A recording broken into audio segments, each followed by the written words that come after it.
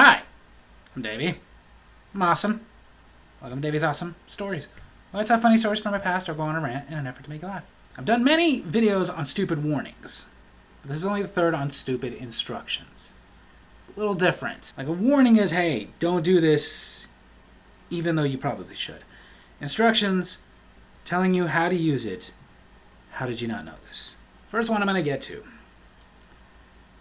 Not that long ago, I was at a doctor's office with my wife, and at one point I had to use the bathroom.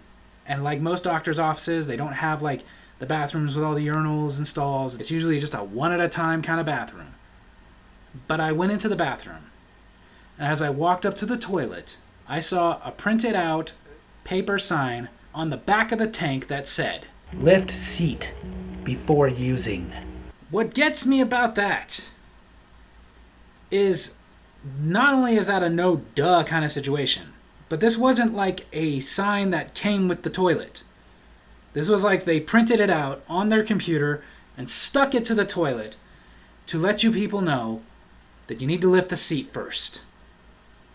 For them to do that tells me this must have been a very serious issue.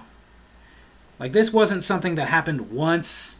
They had some weirdo go in there and just pee all over the place. Or worse. They actually must have had this issue several times. One of the staff there got to the point that they walked in and went, "Not again!" and then said to themselves, "That's it! I'm making a sign." how many times did this happen? Like, as somebody who's had to clean bathrooms before at different jobs, yes, people do that. But I've only cleaned like the public bathrooms, the ones you expect to have a bunch of dumb people in there who have no consideration from anybody and will just let it out and pee all over the place. The ones that have urinals and stalls and stuff like that. I will say the crazy thing is that happens more often in the women's bathrooms than the men's. I'm never going to get over the fact that you can miss. But still,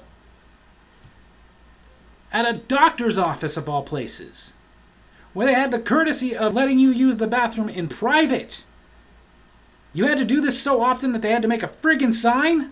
And some of you may be looking at me going like, Well, it's a doctor's office. Maybe they're not right in the head. it's possible.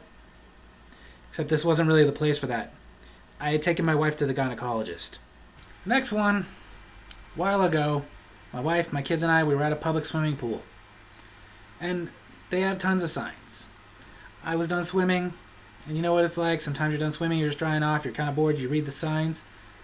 And I noticed one that I had never noticed before. That actually said, "Do not try to breathe underwater." I feel like if they're dumb enough to try, let them. It was there with instructions, like no running, no diving. Nobody's watching, so do whatever you want.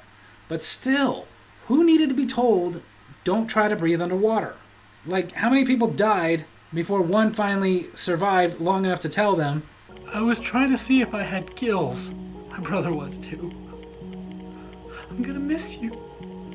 we won't, it was his time to go. It was yours too, dumbass. How many people tried this? Because again, even though yes, it was with a bunch of other instructions, I feel like whether it was at that particular pool or wherever they got the sign from, enough times it had happened that somebody was like, "We have to include this in the sign. People need to accept they're not fish." again, I have to disagree with you. I really do. In fact, I think there should be an instruction that simply says, If you think you might be a fish, go ahead and check. by all means, try it. Swim underwater like a fish. Just be there like,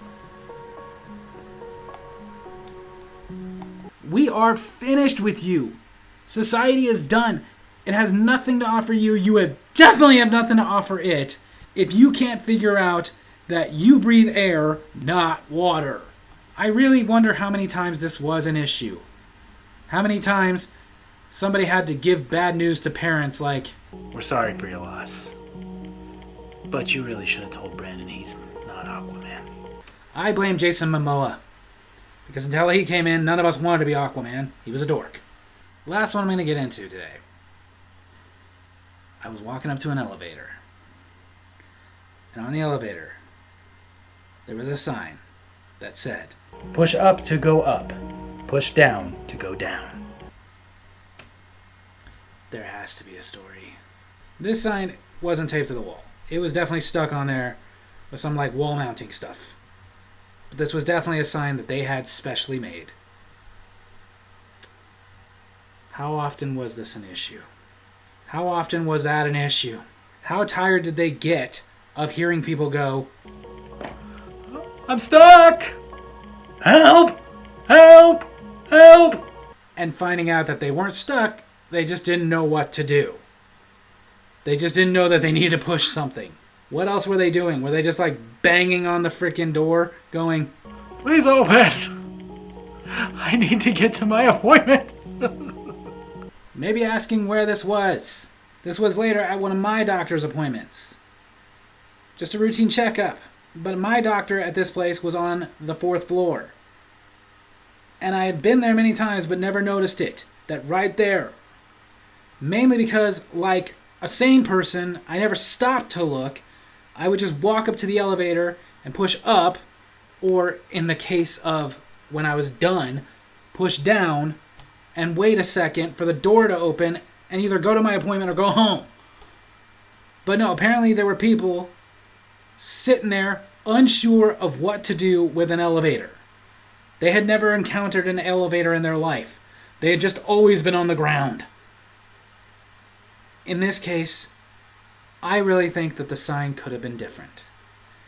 The sign could have said, if you don't know what to do from here, take the stairs to the roof, jump off. That's what I would have put. They gotta be nice, they gotta be helpful. No, you don't have to be helpful. The problem with these people, the biggest problem, is you know that these people who can't figure out that arrow goes that way and that arrow goes that way, which one did I push? Well, I want to go that way, so I guess, okay. These people are having lots of children. And they're going to have lots of children and lots of children. We're going to have generations and generations of children who are stuck on the ground because they don't know how elevators work. I hope that they never invent the walk-avator, because then their heads will really explode. So there you have it. That's my story video this week. Hope you guys enjoyed it. If you did, make sure to hit like, hit subscribe, hit the little bell so you get notifications for when I post videos. And leave a comment I can respond to in my next comment corner. Tell me some other stupid instructions you've seen. Love you guys.